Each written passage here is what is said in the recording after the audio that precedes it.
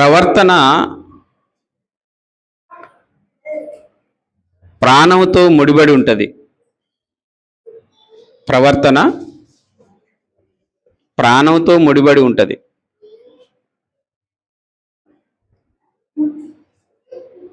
ప్రవర్తించిన తీరు, ప్రవర్తన మీరు చూడండి, స్కూల్ అయినా, కాలేజ్ అయినా, యూనివర్సిటీ అయినా, ఎక్కడనైనా సరే ప్రవర్తన గురించి ఒక లైన్ ఉంటుంది టీసీలో. ప్రవర్తన అంటే మంచి ప్రవర్తన, చెడు ప్రవర్తన, ప్రవర్తన గురించి ఆ స్కూల్లో నువ్వు ఎలా ఉంది, లేకపోతే ఆ కాలేజీలో ఎలా ఉంది, ఆ యూనివర్సిటీలో ఎలా ఉంది, అర్థమైందా?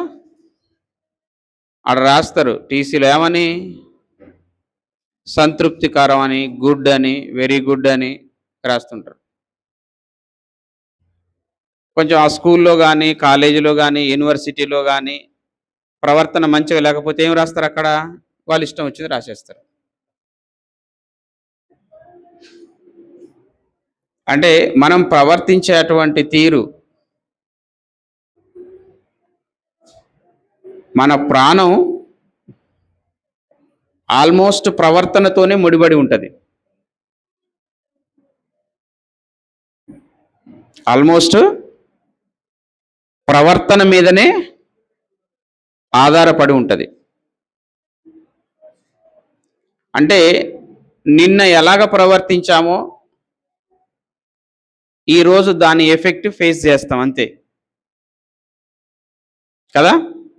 నిన్న ఎలాగ ప్రవర్తించినామో ఈరోజు దాని ఎఫెక్ట్ ఫేస్ చేస్తాం. అందుకనే ప్రవర్తనను గురించి ప్రతి ఒక్కరూ చాలా జాగ్రత్తగా ప్రవర్తించే రీతిని ఆలోచించుకోవాలి.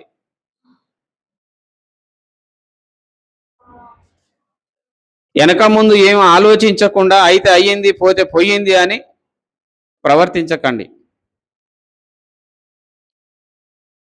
హగ్గయి గ్రంథంలో 1వ అధ్యాయం 5వ వచనంలో హగ్గయి గారు రాస్తూ ఉంటారు, ప్రవక్త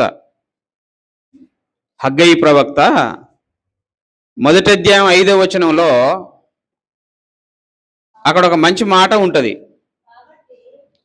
కాబట్టి సైన్యములకు అధిపతియగు యెహోవా సెలవిచ్చున్నది ఏమనగా, మీ ప్రవర్తనను గూర్చి, అది దేని గురించి ఆలోచన చేయాలమ్మా? మీ ప్రవర్తనను గురించి ఆలోచన చేసుకోండి. చాలా మంది భవిష్యత్తు గురించి ఏం ఆలోచన లేదారా అంటారు. భవిష్యత్తు గురించి ఆలోచన కాదు, భవిష్యత్తే ప్రవర్తనే భవిష్యత్తు. ప్రవర్తనే భవిష్యత్తు. దేవుడు మాట్లాడుతున్న మాట ఏంటంటే, మీ ప్రవర్తనను గురించి ఆలోచించుకొనండి, ఆలోచించుకొనండి, ఆలోచించుకొనండి. దేని గురించి ఆలోచించాలి? నీ ప్రవర్తనను గురించా, లేకపోతే మీ ప్రవర్తన గురించా, లేకపోతే పక్కవారి ప్రవర్తన గురించా? అమ్మా, నీ ప్రవర్తన గురించి అన్నాడా, లేకపోతే మీ ప్రవర్తన గురించా, లేకపోతే నీ ప్రవర్తన వారి ప్రవర్తన గురించా, వాళ్ళ ప్రవర్తన గురించా? ఎవరి ప్రవర్తన గురించి? నీ ప్రవర్తనను గురించి, మీ ప్రవర్తనను గురించి ఆలోచించుకొనుడి, ఆలోచించుకొనుడి. దేవుడు ఇశ్రాయేలీయులతో చెప్పుతున్న మాట ఏమిటంటే, మీ నీ ప్రవర్తన గురించి, మీ ప్రవర్తన గురించి. ఎందుకు దేవుడు ఇంత ఖచ్చితంగా చెప్తున్నాడు మీరు ఎప్పుడన్నా ఆలోచించారా? ప్రవర్తన గురించి బైబిల్‌లో ఇంకా చాలా మందికి దేవుడు హెచ్చరిక చేశాడు. నీ ప్రవర్తన గురించి ఆలోచించుకో. మీ మీ ప్రవర్తన గురించి ఆలోచించుకోండి. కానీ మనుషులకు ఉన్న బుద్ధి, క్రైస్తవులకు ఉన్న బుద్ధి, లోకస్తులకు ఉన్న బుద్ధి ఏందంటే, మన ప్రవర్తనను గాలికి వదిలేసి మంది ప్రవర్తన మీద మనసు పెడతాం. మనుషులకున్న సహజ బుద్ధి ఏంది? మన ప్రవర్తనను గాలికి వదిలేసి మంది ప్రవర్తనల మీద మనసు పెడతాం. కానీ దేవుడు ఏం చెప్తున్నాడు? నీ ప్రవర్తనని, మీ ప్రవర్తనని. ప్రవర్తన అంటే ఏంది? నడవడిక, వే ఆఫ్ లివింగ్ స్టైల్, నీ జీవన విధానం, నీ మాట తీరు, నీ నడక తీరు, నీ చూపు తీరు, నీ ప్రవర్తన తీరు, నీ జీవన విధానం, నీ పనులు, నీ చేష్టలు, నీ కాలకృత్యాలు. ప్రవర్తన అంటే ఇవన్నీ వస్తాయి. నీ జీవన విధానం అంతా వస్తుంది. అందుకే ఏమంటున్నాడు? నీ ప్రవర్తన గురించి, మీ ప్రవర్తన గురించి ఏమంటున్నాడు? ఆలోచించుకొనండి, ఆలోచించుకొనండి. ప్రక్కవారి ప్రవర్తన గురించి కాదు. పొద్దుకులు ఆలోచించి, పొద్దుకులు మాట్లాడి, పొద్దుగూకులు చెప్పుకునేది ఎవరి గురించి? నీ ప్రవర్తన ఎట్లా ఉన్నది? మన ప్రవర్తన ఎట్లా ఉన్నది? అర్థమైందా? మన సంఘంలో ఉన్న సంఘస్థుల ప్రవర్తన ఎట్లా ఉంది? మనకి మనం ఏం చేయాలి? ఆలోచించుకోవాలి, ఆలోచించుకోవాలి.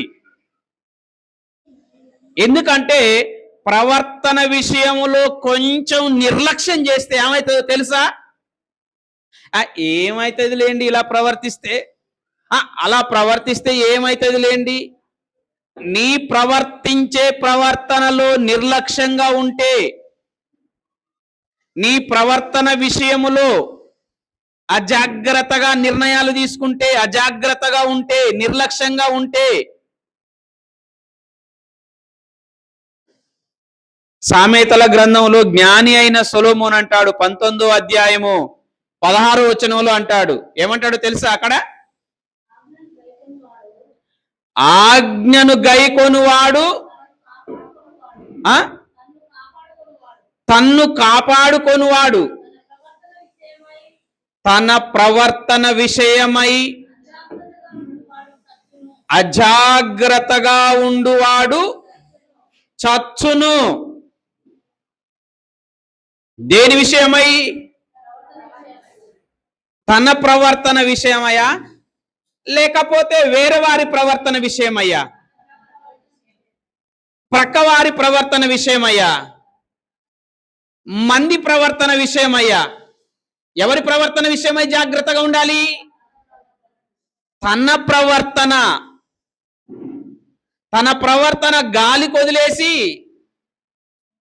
తనది గాని వారి ప్రవర్తన మీద ఏం పెట్టొద్దు. అది తర్వాత సంగతి. నీ ప్రవర్తన ఎట్లా ఉంది?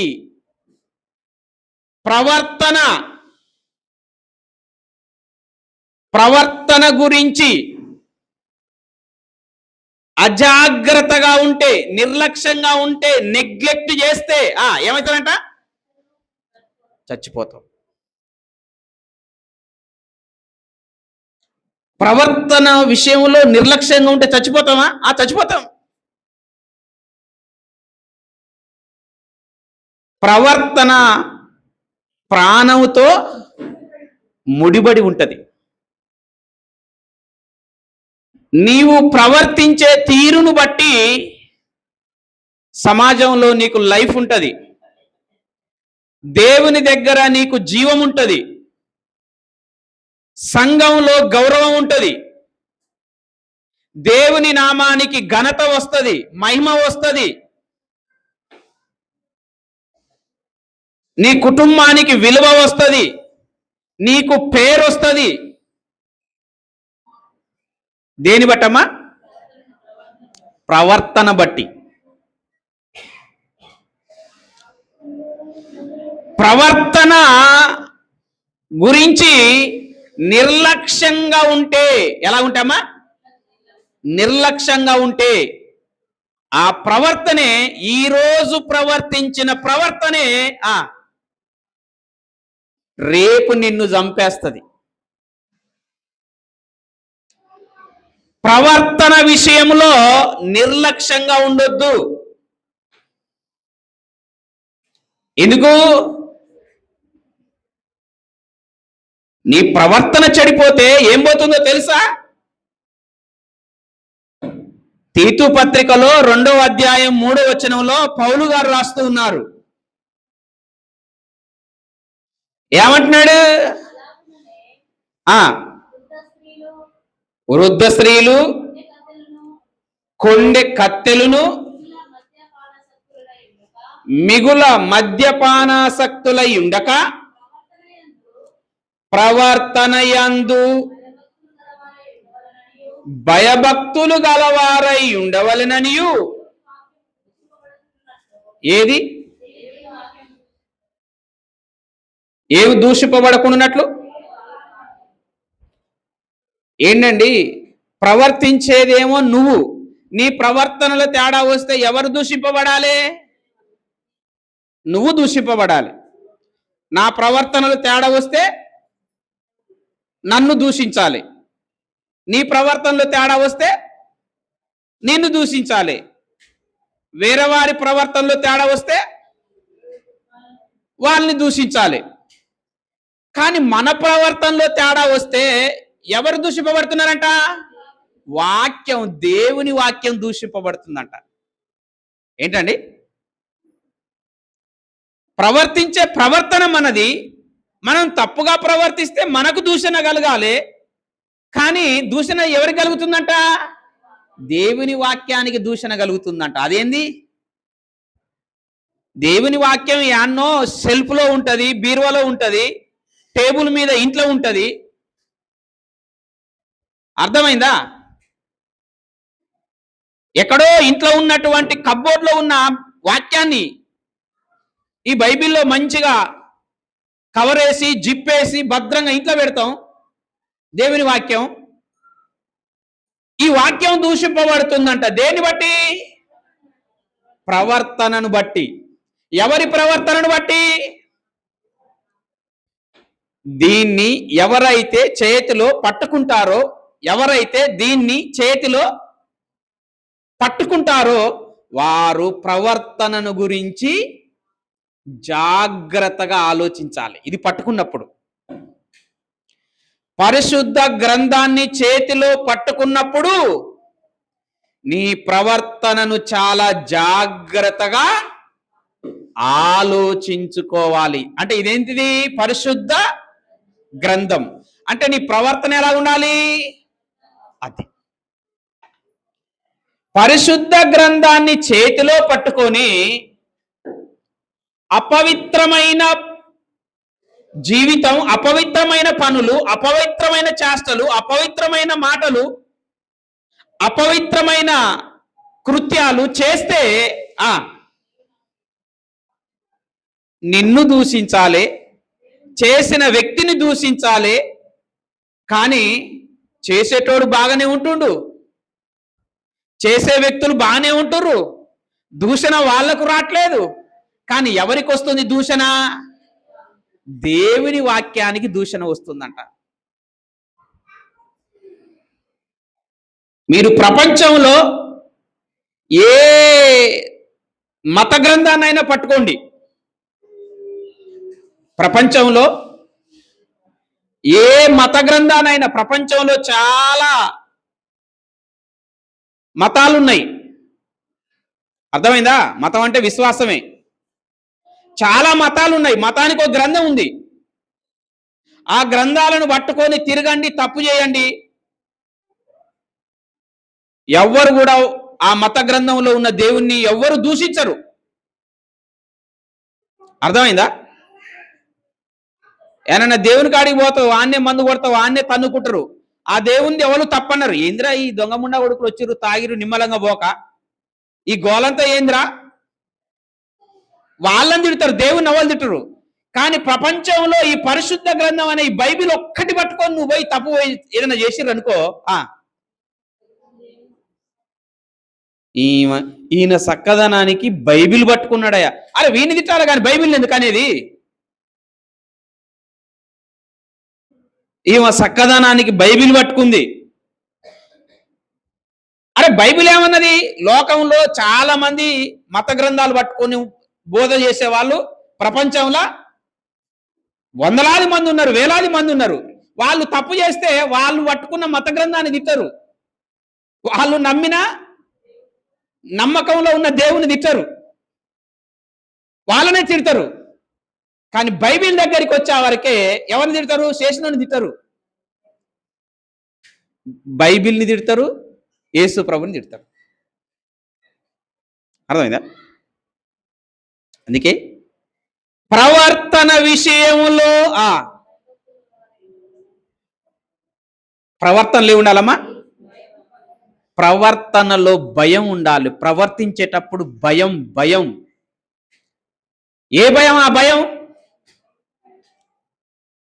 అమ్మా,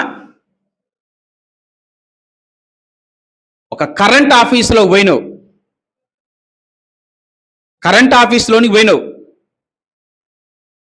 ఏది పడితే అది ముట్టుకుంటావా? ఎంత భయంతో పోతావు? ఏ తీగ తగలకుంటా, పైకి కిందికి చూసుకుంటా ఎంత జాగ్రత్తతో పోతావు. ఎందుకు? అంటుకుంటే షాక్ కొడితే ఏమవుతుంది? చచ్చిపోతే ఏమవుతుంది? ఎంత జాగ్రత్తగా వెళ్తామో తెలుసా? అర్థమైందా? ఏదన్నా చేసేటప్పుడు ఎంత జాగ్రత్తగా వెళ్తామో తెలుసా? అంత జాగ్రత్తగా వెళ్తాం. కానీ ప్రవర్తించే ప్రవర్తనలో భయం ఉంటుందా?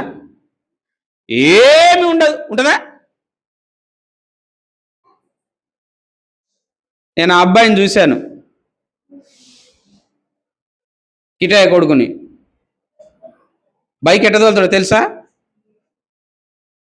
అందరమేమో ఒక కాలు గేర్లేసే రాడ్డు మీద పెడతాం, ఇంకో కాలు బ్రేక్ మీద పెడతాం. ఆ పిల్లగాడు బంపర్ మీద పెడతాడు తెలుసా?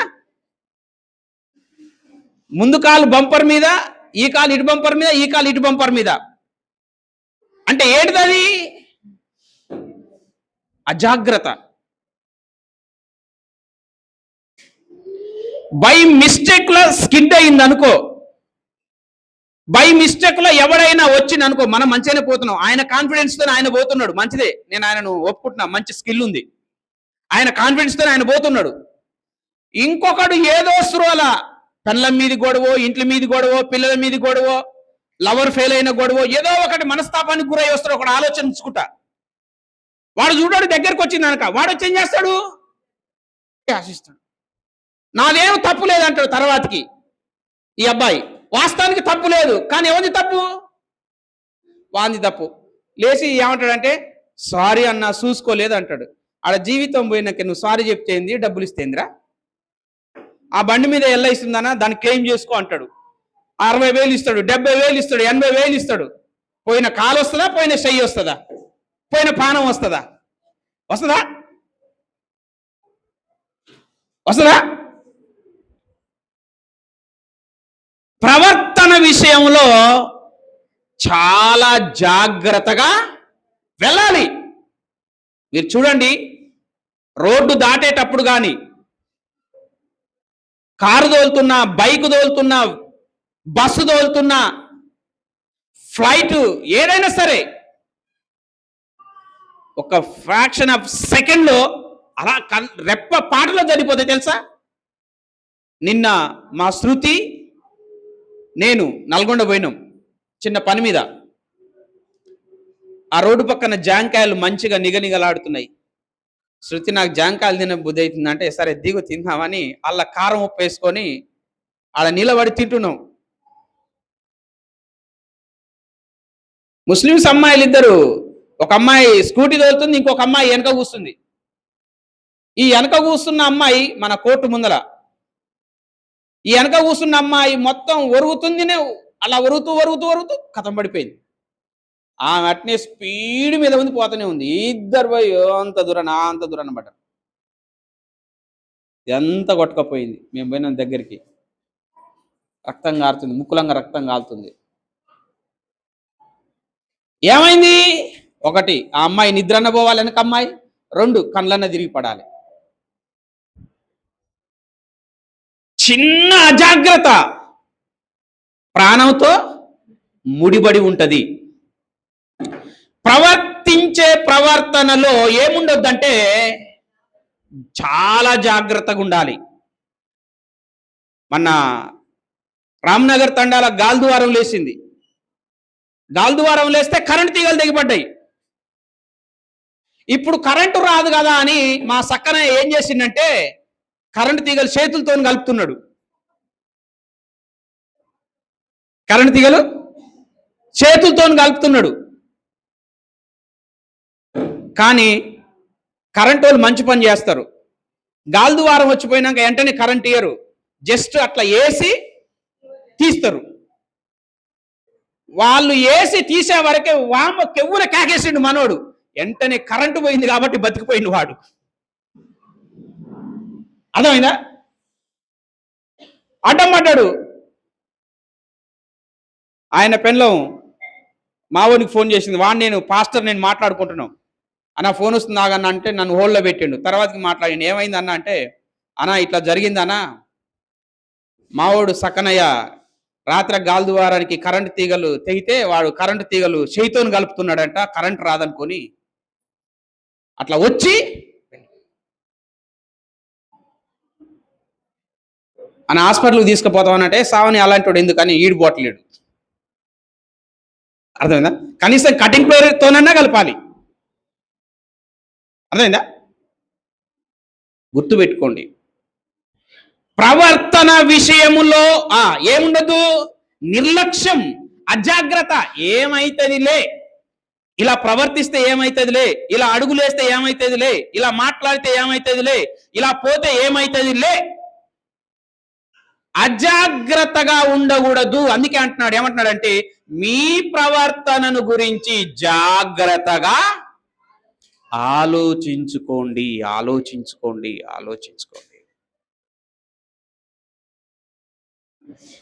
అర్థమైందా? వేసే అడుగు కూడా ఎలా ఉండాలి? ఈ బండల మీద నడుస్తాం, అప్పుడప్పుడు మా శృతి అయినా మా పిల్లలైనా డబేలు అని పడిపోతారు నిర్లక్ష్యంగా నడిస్తే. చాలాసార్లు పడిపోయారు. ఇవి భౌతికమైనవి.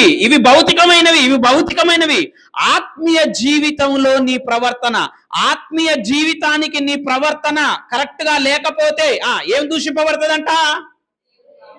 దేవుని వాక్యము దూషింపబడుతుందంట. దేవుని అంటే ప్రవర్తనకు, ప్రాణానికి, వాక్యానికి ముడిబడి ఉందన్నమాట.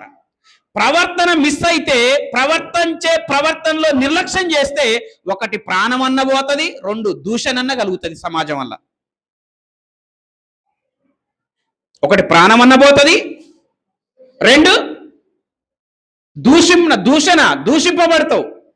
అంటే ప్రవర్తన విషయంలో చాలా జాగ్రత్తగా ఉండాలి, నిర్లక్ష్యంగా ప్రవర్తించవద్దు.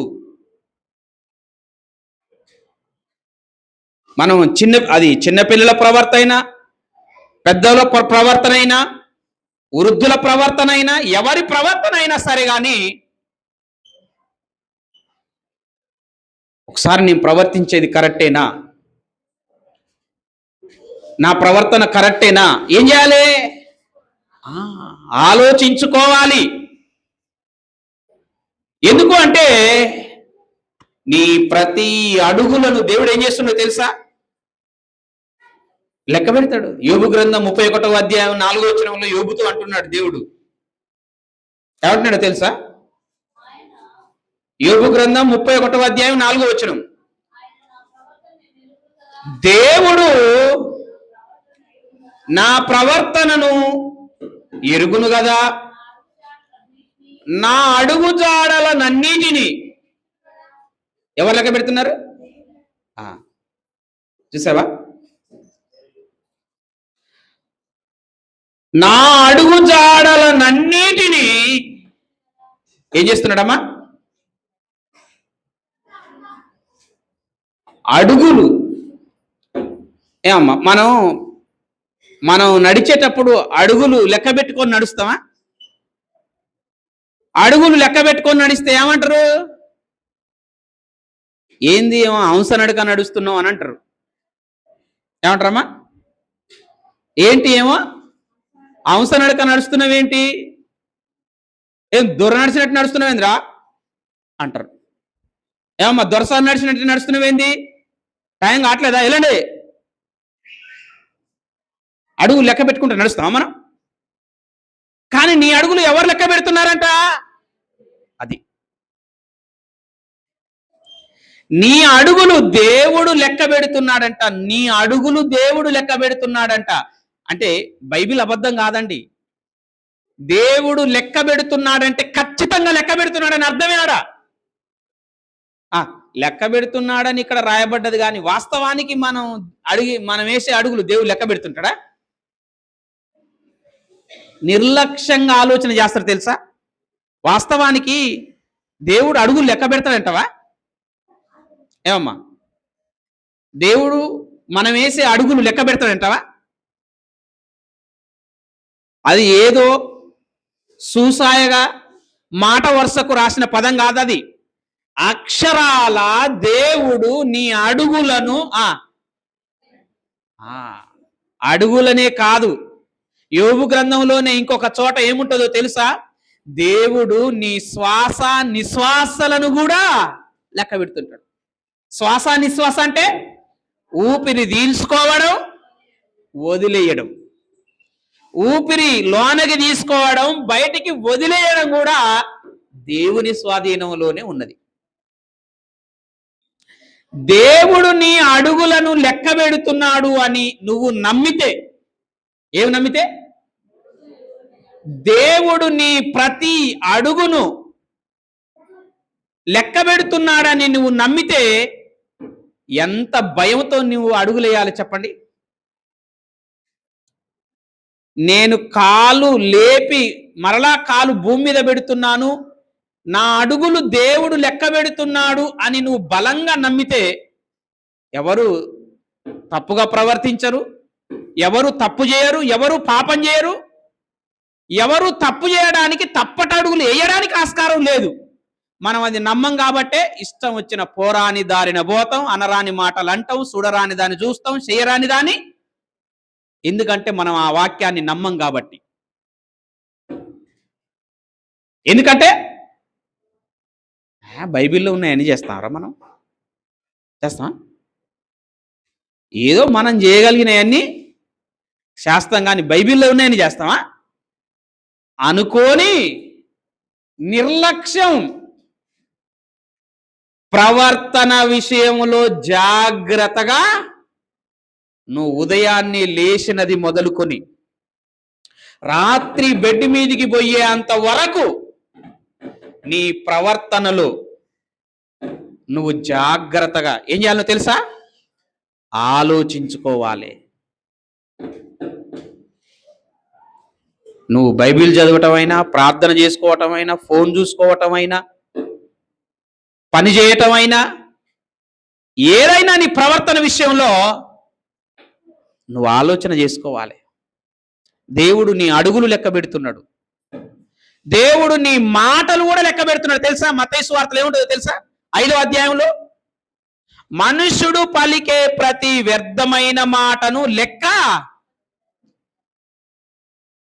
అడుగులు లెక్కప్ప చెప్పాలి, మాటలు ఎంతమ్మా? మత్తయి సువార్త 5వ అధ్యాయం దొరికింది అది, నేను చెప్తా చూడండి. మత్తయి సువార్తలో 5వ అధ్యాయమేనా? రైట్, 5వ అధ్యాయమే. 5వ అధ్యాయం 22వ వచనంలో ఉంది.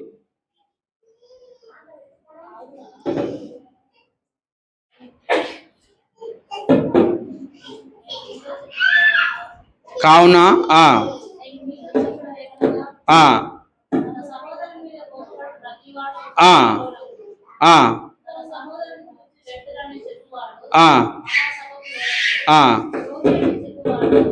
మనుష్యుడు పలుకు ప్రతి వ్యర్థమైన మాట విమర్శ దినమున లెక్క అప్పజెప్పవలసి ఉండును. ఏ మాటమా? మనుష్యుడు పలుకు ప్రతి వ్యర్థమైన మాటకు ఏముంటదంట? లెక్క ఉంటది. నీ అడుగులు లెక్క వేయబడుతున్నాయి, నీ మాటలు లెక్క వేయబడుతున్నాయి, నీ క్రియలు కూడా ఏం చేయబడుతున్నాయి? లెక్క వేయబడుతున్నాయి.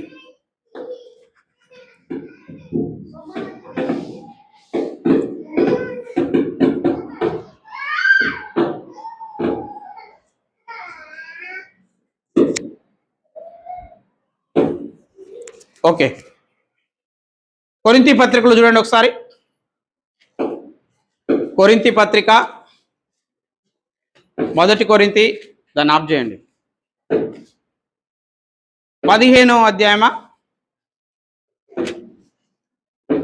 1 కొరింథీ కాదు, 2వ కొరింథీ 5వ అధ్యాయం ఎన్ని వచనం? 10వ వచనం. ఎందుకనగా జరిగించిన క్రియల చొప్పున, అవి మంచి క్రియలైనా చెడ్డ క్రియలైనా శరీరముతో జరిగించిన వాటిని ఎక్కడ లెక్క చెప్పాలి మనం? క్రీస్తు న్యాయపీఠము ఎదుట. చూసారా? అంటే నీ అడుగులు, నీ మాటలు, నీ క్రియలు అన్నిటికీ లెక్కలు ఎవరు కడుతున్నారు? మాట్లాడేది మనమే, అడుగులేసేది మనమే, క్రియలు చేసేది మనమే. కానీ మన కర్మ ఏంటంటే మనం లెక్క పెట్టుకోకుండా చేస్తున్నాం. కానీ మనకు తెలియకుండా ఎవరు లెక్క పెడుతున్నారు? అది. అందుకోసమే నీ ప్రవర్తన విషయములో నువ్వు జాగ్రత్తగా ఆలోచించుకోవాలి. ఎందుకంటే నీ ప్రవర్తన అడుగులు తప్పు పడితే వాటిని ఏం చేయాలో తెలుసా? నీ ప్రవర్తనలో తేడా వస్తే, నీ ప్రవర్తన నీకు ఇది కరెక్ట్ కాదని నీకు అనిపిస్తే, నీ హృదయం చెప్తుంది, నీ మనసు చెప్తుంది, నీ జీవితం చెప్తుంది, నీలో ఉన్న పరిశుద్ధాత్మ చెప్తుంది, నువ్వు ఇలా ప్రవర్తిస్తున్నావు, ఇది నీకు మంచిది కాదు, నువ్వు ఇక్కడ అడుగులేస్తున్నావు, ఇది నీకు మంచిది కాదు, ఇది మాట్లాడుతున్నావు, ఇది మంచిది కాదు, ఇది చేస్తున్నావు, ఇది మంచిది కాదు అని నువ్వు ప్రవర్తిస్తుంటే నీలో పరిశుద్ధాత్ముడు ఏం చేస్తాడు? నిన్ను చెప్తాడు, నీకు ఈ ప్రవర్తన మంచిది కాదు అని చెప్తుంది. అప్పుడు నువ్వు దాన్ని ఏం చేయాలి?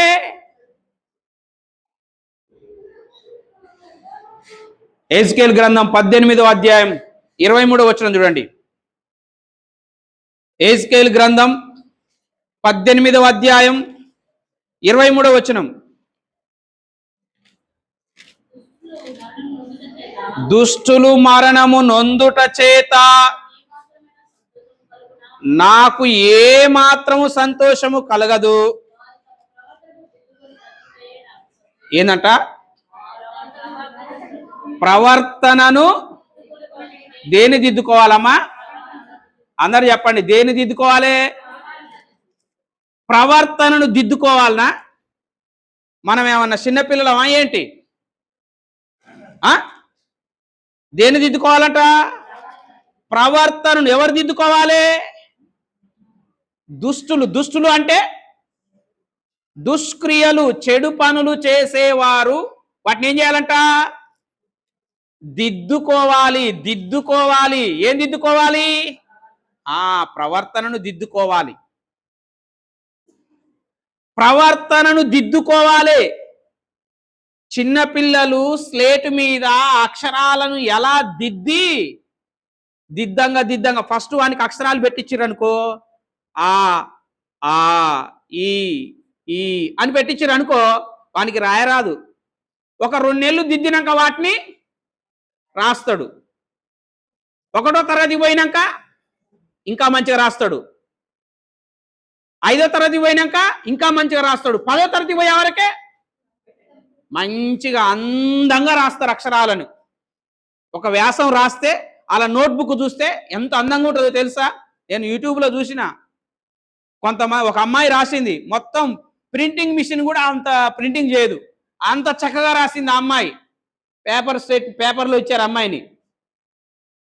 అర్థమైందా? అంటే దిద్దుతూ ఉంటాయి. ఈ మధ్య అక్షరాలు కూడా మంచిగా గుండ్రంగా రాకపోతే ఏదో ఇచ్చారు, మీషోలో ఏదో బుక్ ఇచ్చారు, ఆర్డర్ చేయండి. ఆ బుక్లో దిద్దంగా పిల్లలకి ఏమొస్తాయంట? అక్షరాలు గుండ్రంగా వస్తాయంట. హ్యాండ్ రైటింగ్ మౌల్డ్ చేసుకోవడం కోసం అవి ఉన్నాయి. దిద్దంగా హ్యాండ్ రైటింగ్ ఎలా అవుతుంది? అక్షరాలు ఎలా వస్తాయి? గుండ్రంగా అందంగా వస్తాయి. అది ఏమి నేర్పుతుంది? చేయితోని బల్పం పట్టుకోను, పెన్ను పట్టుకోను, పెన్సిల్ పట్టుకోను అక్షరాలను దిద్దుతున్నావు, అవి గుండ్రంగా అవుతున్నాయి. దిద్దంగా కొన్ని బుక్స్లన్నీ ఒక ఇన్ని బండిలు దిద్దినాక నీకు అందమైన రైటింగ్ వస్తుంది. అలాగే పొద్దున్నే లేచిన కానించి సాయంత్రం రాత్రి పండుకునేంత వరకు ఏం దిద్దుకోవాలి నువ్వు? నీ అడుగులు, నీ చూపులు, నీ మాటలు, నీ నడక, నీ ఆలోచన, నీ క్రియలు ఏం చేయాలి? వీటిని దిద్దుకోవాలన్నమాట. అయా మరి దేంతో దిద్దాలా అంటే బైబిల్తో దిద్దగా జనిగిపోతుంది. అది దేంతో దిద్దుకోవాలి?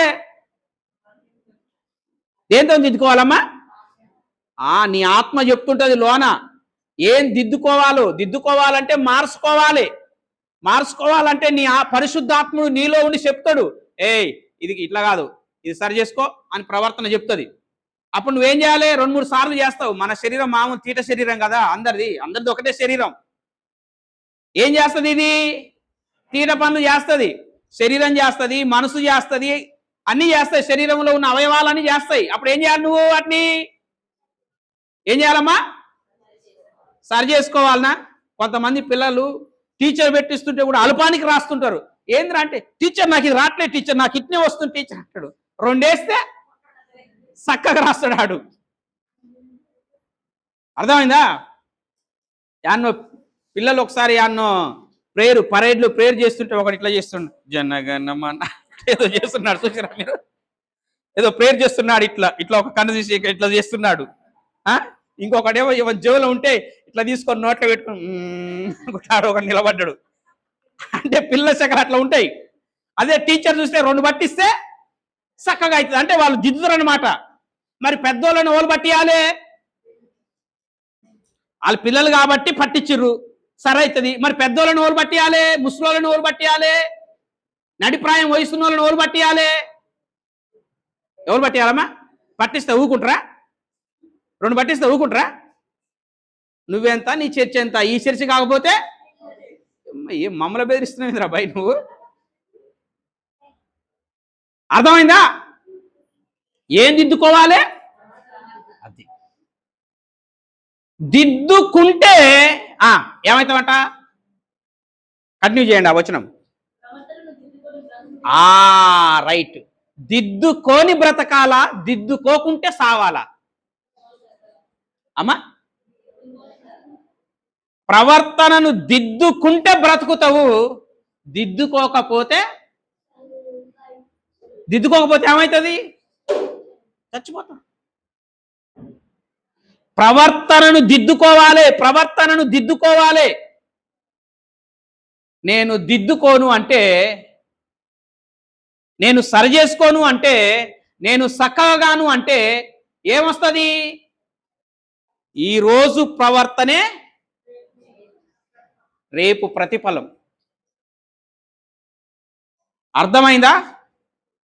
1వ తరగతి కానించి 10వ తరగతి వరకు స్కూల్కు పిల్లగాడు పోతాడు. వాడు చదివిండా, తిరిగొచ్చిండా, ఆటలాడొచ్చిండా, వాడిని చదువు సక్కంగా ఉందా లేదా అనేది 10వ తరగతిలో బోర్డు ఎగ్జామ్ ఉంటుంది. ఆ బోర్డు ఎగ్జామ్లో తెలుస్తుంది. చదివినా చదవకపోయినా, పరీక్ష రాసినా రాయకపోయినా 1వ తరగతి కానించి 9వ తరగతి వరకు ఆ సార్లే మార్కులు వేసుడు, సార్లే పాస్ చేసుడు.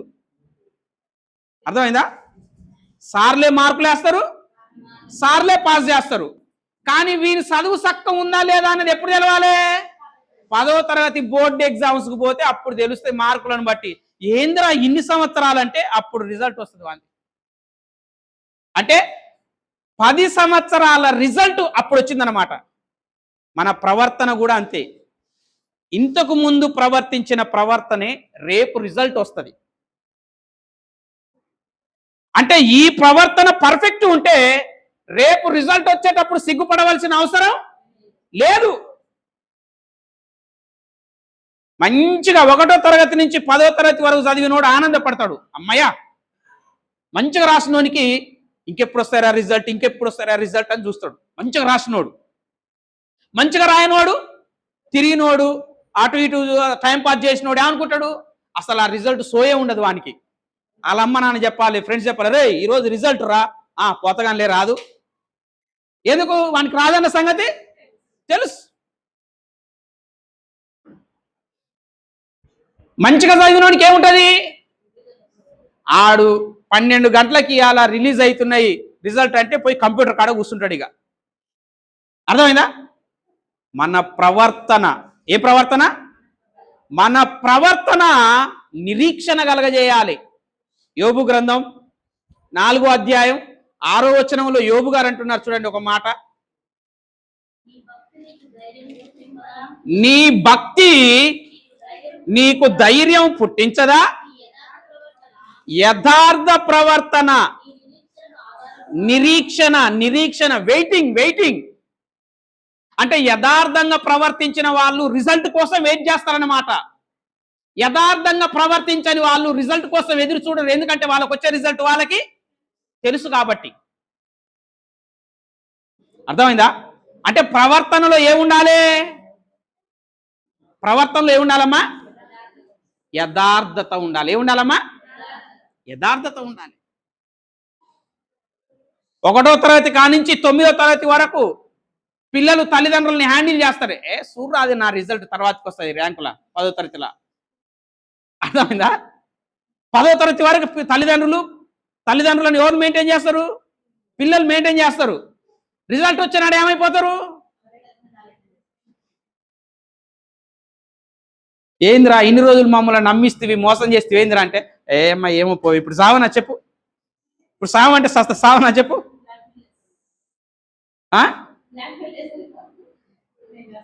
అదే చెప్పేది.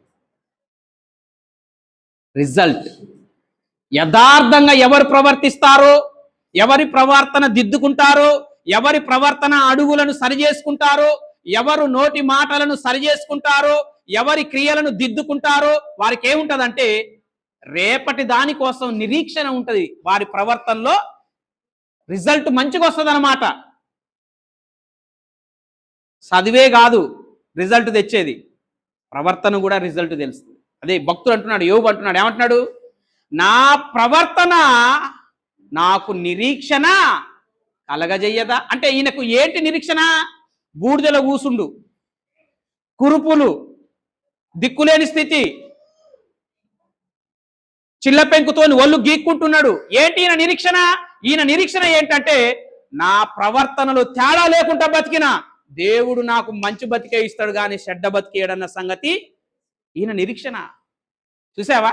అంటే బూడిదలో కూసున్నా కూడా నిరీక్షణ ఏంటి? గతంలో ప్రవర్తించిన ప్రవర్తన ఈయనకు తెలుసు కదా. ఇప్పుడు నా ప్రవర్తన మీకు తెలియదు, మీ ప్రవర్తన నాకు తెలియదు. ఎవరి ప్రవర్తన ఎలాంటిదో వాళ్ళకి తెలుసు. కాబట్టి వాళ్ళకు నమ్మకం ఉంటుంది. యోబు గారికి కూడా ఆయన గతంలో ఎట్లా ప్రవర్తించాడో ఆయన ప్రవర్తన మీద ఆయనకు నమ్మకం ఉంది. కాబట్టి ఆయన ఏమంటున్నాడు, దేవుడు నాకు మంచి చేస్తాడన్న నిరీక్షణ ఉంది. ఎందుకంటే నా ప్రవర్తనలో ఎక్కడ తేడా లేకుండా బతికిన కాబట్టి. నీ ప్రవర్తన నీకేం పుట్టియాలి? నిరీక్షణ పుట్టియాలి, ధైర్యం పుట్టియాలి. ఎందుకంటే రిజల్ట్ వస్తుంది, అది రిజల్ట్. అర్థమైందా? ఏంటిది అది? అది రిజల్ట్.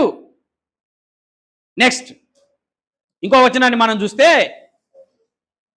నీ ప్రవర్తన దిద్దుకోవాలి. ప్రవర్తనని బట్టి నీ హృదయం ఎవరు అడగకపోయినా,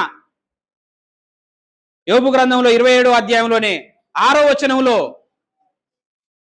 మన ప్రవర్తనను బట్టి ఎవరు అడుగుతారో తెలుసా మనల్ని? యోబు గ్రంథం 27వ అధ్యాయం 6వ వచనం.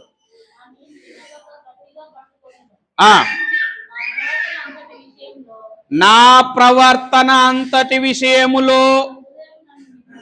చూసావా? ఒకవేళ నీ ప్రవర్తనలో తేడా వచ్చింది అనుకో, నా ప్రవర్తనలో తేడా వచ్చింది అనుకో, ఎవరు అడుగుతారు మనల్ని? చెప్పండి అమ్మా, ఎవరు అడుగుతారు? ఎవరు నిందిస్తారు? ఫస్ట్ నిందించేది ఎవరు? ఆడ బైబిల్లో ఉన్నది చెప్పరాదు. ఫస్ట్ ఎవరు నిందిస్తారు? హృదయం నిందిస్తుంది.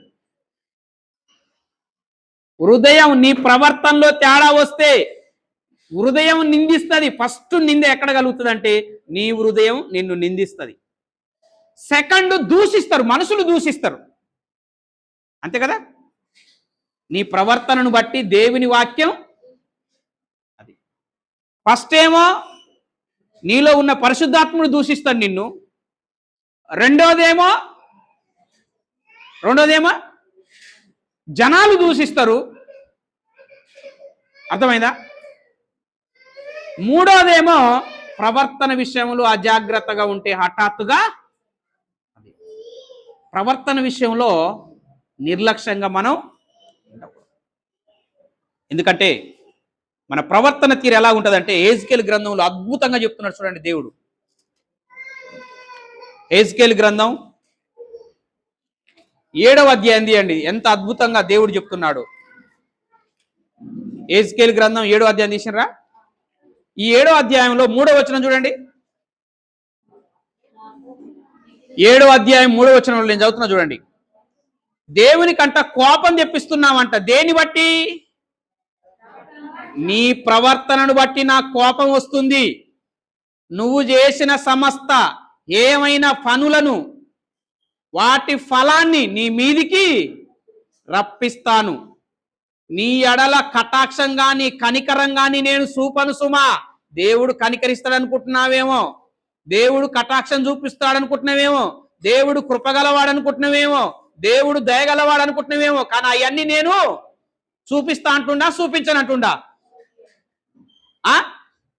చెప్పండి అమ్మా, నోరు లేవా? చెప్పండి. మీకు భయం అవుతుందా? చెప్పాలి మరి.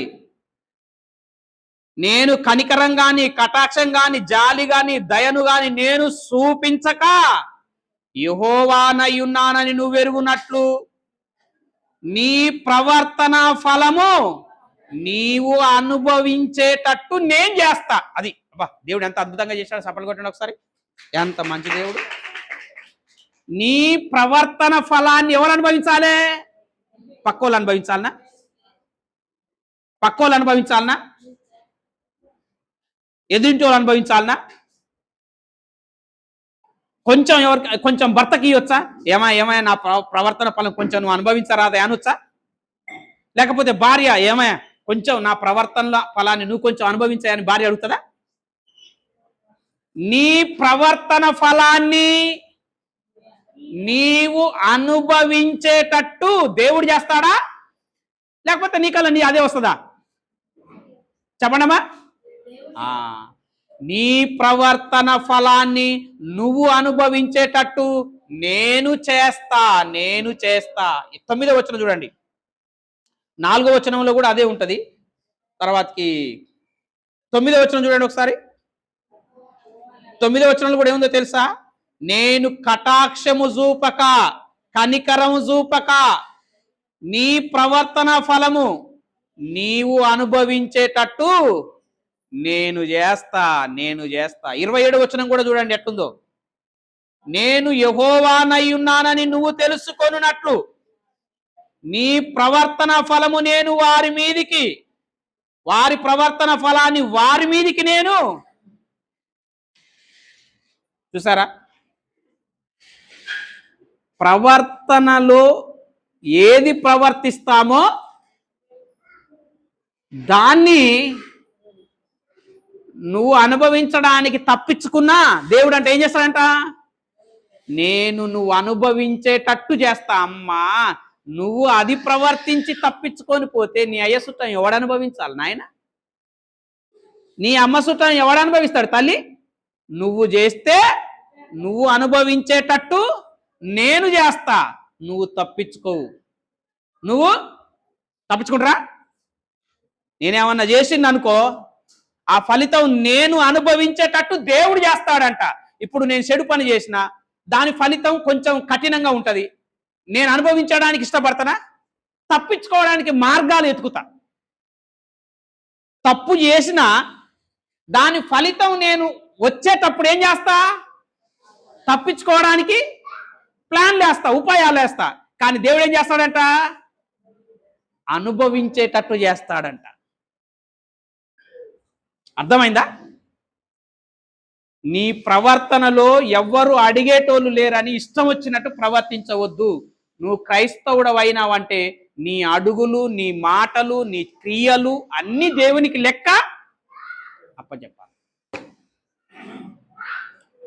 ఎందుకంటే దేవుడు వాటిని ఏం చేస్తాడంటే క్యాలిక్యులేషన్ చేస్తాడు. కొంతకాలం క్యాలిక్యులేషన్ చేసి అది మొత్తం బేర్ చేసి ఏది మంచి అనుభవించాలా, చెడు అనుభవించాలా దేవుడు అనుభవించేటట్టు చాలా జాగ్రత్తగా ప్రవర్తన విషయంలో నీవు కొంతమంది ప్రవర్తనలలో నిందలు వస్తాయి, కొంతమంది ప్రవర్తనలలో చేసి అవమానపడేటోళ్ళు ఉంటారు, ప్రవర్తనలో చెయ్యకుండా నింద మోసేవాళ్ళు ఉంటారు. అంటే మనుషులు అన్నంత మాత్రం, మనుషులు పలాని వ్యక్తి మంచోడు అన్నంత మాత్రాన మంచోడు కాదు, పలాని వ్యక్తి చెడ్డది అన్నంత మాత్రాన చెడ్డది కాదు. అర్థమైందా? కానీ ప్రవర్తన ఫలాన్ని ఎవరిస్తారు? అది దేవుడిస్తాడనమాట. ఒకవేళ మన ప్రవర్తనలో నువ్వు మంచైనా చెడైనా నిందొచ్చినా అవమానం వచ్చినా కొంతమందికి ఏది రాదు, కొంతమందికి వస్తుంది. కానీ ఏం చేయాలో తెలుసా? అలాంటి వాళ్ళు ఏం చేయాలమ్మాయి? దేవుని సన్నిధిలో ఏం చేసుకోవాలి? యోబు గ్రంథం 13:15 చూడండి ఒకసారి. యోబు గ్రంథం 13వ అధ్యాయం 15వ వచనం. ఒక 2 వచనాలు చదివి ముగించుకుందాం. ఇదిగో ఆయన నన్ను చంపినను నేను దేవుని కొరకు కనిపెట్టుచున్నాను. దేవుని సన్నిధిన నా ప్రవర్తన న్యాయమని రుజువుపరుచుకుంటాను. అర్థమైందా? ఏం చేసుకోవాలమ్మా నీ ప్రవర్తనని? కొంతమంది ప్రవర్తనల మీద బురద జల్లేటోళ్ళు కూడా ఉంటారు. కొంతమంది ప్రవర్తనల మీద బురద జల్లేటోళ్ళు కూడా ఉంటారు. అది బురద, సల్లిన బురద, సల్లించుకున్న బురద అనేది ఏం చేసుకోవాలి? దేవుని సన్నిధిలో రుజువు చేసుకోవాలి. ఇది వాస్తవానికి దారెంట పోతుంటే మంది జల్లిన బురద, లేకపోతే కావాలని సలిపించుకున్న బురద. ఏం చేయాలి? దేవుని సన్నిధిలో రుజువు చేసుకోవాలి. దేవుని సన్నిధిలో, ఎందుకంటే రిజల్ట్ వస్తుంది. ఎందుకంటే రుజువు చేసేవాడు ప్రవర్తన ఫలాన్ని అనుభవిస్తుంటే తెలుస్తుంటది అన్నమాట. ఓ, అనుభవిస్తుంటే తెలుస్తుంటది.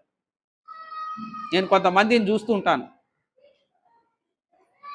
చూస్తాను. చూసినప్పుడు కొన్ని అనుభవించినప్పుడు అనుకుంటాను, ఓ ఇది ఇట్లా నా గతంలో ఇది రిపీట్ అయిందా, దాని రిజల్ట్ రిపీట్ అయిందా అనుకుంటా నేను. అర్థమైందా? కాబట్టి మన ప్రవర్తన దేవుని సన్నిధిలో రుజువు చేసుకోవాలి. కాపాడుకోవాలి. రెండోది, ఒకళ్ళు సాక్ష్యం కాదు మన ప్రవర్తనకి.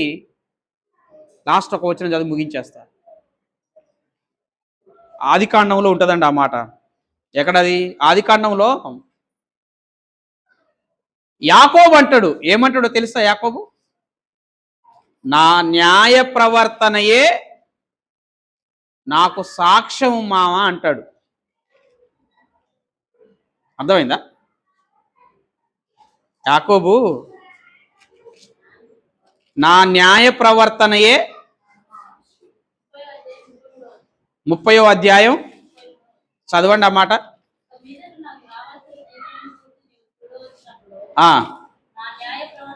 నా న్యాయ ప్రవర్తనయే, అది నీ ప్రవర్తనే నీకు సాక్ష్యం. అర్థమైందా? నీ ప్రవర్తనే నీకు సాక్ష్యం. ఎందుకంటే నీ ప్రవర్తన ఎలాంటిది అన్నది నీ హృదయం నీకు సాక్ష్యం చెప్తుంది. నీ ప్రవర్తన చెడిపోతే నీ హృదయం నిన్ను నిందిస్తుంది. నీ ప్రవర్తన యథార్థమైనది, నీతి గలది, న్యాయం గలది అయితే దేవుడు సంతోషిస్తాడు. కాబట్టి గుర్తుపెట్టుకోండి, మన ప్రవర్తన అది దేవునిలో ప్రవర్తన, సమాజంలో ఉన్న ప్రవర్తన, సంఘంలో ఉన్న ప్రవర్తన, కుటుంబంలో కూడా ప్రవర్తనని చాలా జాగ్రత్తగా కాపాడుకోవాలి. అర్థమైందా? భార్య భర్తల ప్రవర్తనలో కూడా, పిల్లల ప్రవర్తన కూడా వాక్యానికి అనుగుణంగా. అర్థమైందా? నీ ప్రవర్తనని ఒకరు ఏం చేయొద్దు, దూషించవద్దు, తృణీకరించవద్దు. అందుకని తిమోతితో చెప్తాడు, తిమోతి మాటలోను, ప్రేమలోను, సాత్వికంలోను, విశ్వాసంలోను, మంచితనంలోను నిన్ను ఎవ్వరూ తృణీకరించకుండా చూసుకో అని అంటాడు. అంటే మనల్ని తృణీకరించే అవకాశం ఇంకొవరికి ఇవ్వద్దు. నీదేందో నువ్వు ఇంట్లో కానీ బయట కానీ నీ పని ఏందో నువ్వు చేసుకుంటా నీ ప్రవర్తనను జాగ్రత్తగా కాపాడుకుంటా వెళ్ళిపోవాలి. ఒకవేళ ప్రవర్తనలో ఏమన్నా తేడాలు వచ్చినాయనుకో, తర్వాతకి అవమానాలు వస్తాయి, నిందలు వస్తాయి, బాధలు వస్తాయి, దుఃఖం వస్తాయి, ఎన్నో వస్తాయి. అందుకోసమే ప్రవర్తన విషయంలో జాగ్రత్తగా ఉంటేనేమో దీవించబడతాం, సంతోషంగా ఉంటుంది. మన ప్రవర్తనలో తేడాలు వస్తే నిందలు, బాధలు, దుఃఖాలు, శోకం అన్నీ వస్తుంటాయి. కాబట్టి శ్రద్ధ కలిగి దేవుని వాక్యం చేత నింపబడి మన ప్రవర్తనను ఏమన్నా సరిలేకపోతే సరి చేసుకోవాలి, దిద్దుకోవాలి. భార్య ప్రవర్తన భర్తకు నచ్చాలి, భర్త ప్రవర్తన భార్యకు నచ్చాలి, పిల్లల ప్రవర్తన తల్లిదండ్రులకు నచ్చాలి, తల్లిదండ్రుల ప్రవర్తన మేము ఎట్లా తల్లిదండ్రులం కదా, వాళ్ళు చిన్న పిల్లలే కదా, మేము ఏమైనా పడతారని అట్లా మళ్ళీ మన ఇష్టం వచ్చినట్టు ప్రవర్తించవద్దు. వాళ్ళకు కూడా మనసు ఉంటుంది, వాళ్ళు కూడా క్వశ్చన్లు వేస్తుంటారు, వాళ్ళకు కూడా డౌట్స్ వస్తుంటాయి. అర్థమైందా? మన ప్రవర్తనలో ఎవరి విషయంలో తేడా రాకుండా దిద్దుకొని దేవునికి మహిమకరంగా బ్రతకాలి. కళ్ళు మూసుకొని ప్రార్థన చేస్తాం.